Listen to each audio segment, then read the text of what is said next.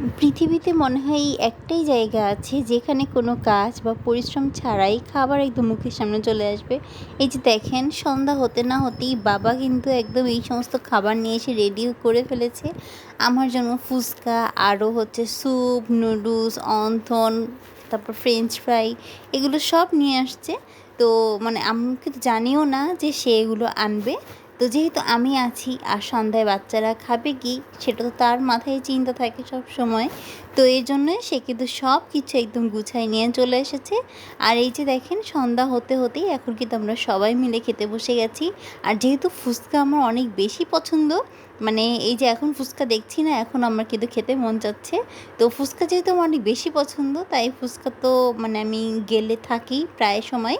আর এই যে এখন কিন্তু স্যুপ নিয়ে নিচ্ছি। স্যুপটা কিন্তু দেখতেই পাচ্ছেন খুবই ভালো স্যুপটা ছিল।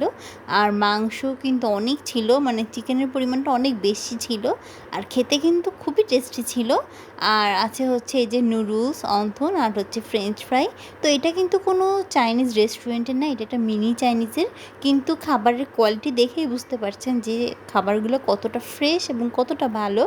আর নুডলসটা কিন্তু খুবই কম তেলের আর খুবই কম মশলার, কিন্তু মানে খেতে কিন্তু খুবই মজার ছিল। মানে মনে হচ্ছে যে একটু বাসায় বানানো, কিন্তু এটা কিন্তু আমরা মানে বাবা নিয়ে এসেছে। তো এজন্যই বলি, আমার খুলনা হচ্ছে মানে বেস্ট। থেকে খেয়ে খুলনার মতন শান্তি আর কোথাও আমার মনে হয় না আছে।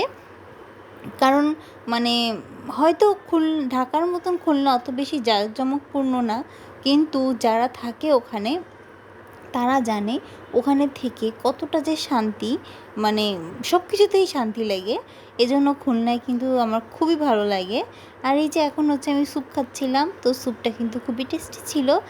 আর হচ্ছে এই যে এখানে নুডলস খাচ্ছি, নুডলসটা খেতে অসম্ভব মজা ছিল। আর এটা নিয়ে নতুন করে কিছু বলার বা আমার জানারও নাই, কারণ আমরা এটা প্রায়ই যখন আগে থাকতাম আমি এখানে, তখন খেয়ে থাকতাম। আর বিশেষ করে যখন আমরা বাইরে যেয়ে খেতাম তখন কোনো ভালো রেস্টুরেন্টে বসেই খাই। কিন্তু যখন বাসায় কিছু বাবা নিয়ে আসে তখন কিন্তু মিনি চাইনিজ থেকেই নিয়ে আসে। আর ঢাকায় কিন্তু মিনি চাইনিজ সেরকম পাওয়া যায় না, কিন্তু খুলনায় কিন্তু আমাদের মিনি চাইনিজের এই সার্ভিসগুলো খুবই ভালো। মানে সেখানে পাওয়া যায় না এমন কোনো কিছুই নাই। খুবই বাজেটের মধ্যে এবং খুবই মজাদার খাবার পাওয়া যায়। বাজেট যদি সাইড করি, আমি বলবো যে খুবই টেস্টি খাবার যেটা বলে সেটা ওখানে আপনারা পাবেন। মানে সব ধরনের মানুষ এখানে কিন্তু খাবার খেতে পারে। তো এই আর কি।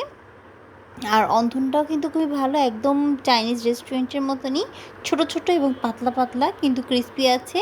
তো আর কিন্তু মানে প্রথমে অন্যান্য কয়েকটা দোকান আছে, কারণ সবার বানানো তো সেম হয় না। সেখানে দেখা যাচ্ছে অন্থনের বানানো একটু মোটা, একটু বড় এরকম হয়ে থাকে। কিন্তু আমরা যেই শপটা থেকে কিনি সেটা বানানো একদমই পারফেক্ট। এর জন্য আমরা কিন্তু বারে বারে এখান থেকেই কিনে খাই। আর এখন হচ্ছে আর স্যুপ হলে কিন্তু অন্থন আমার মাস্ট বি লাগবেই।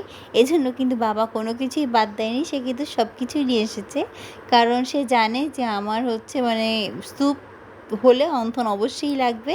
আর আমরা সবাই এটা খেতে খুব ভালোবাসি, মানে চাইনিজ খাবারটা আমরা সবাই অনেক বেশি পছন্দ করি।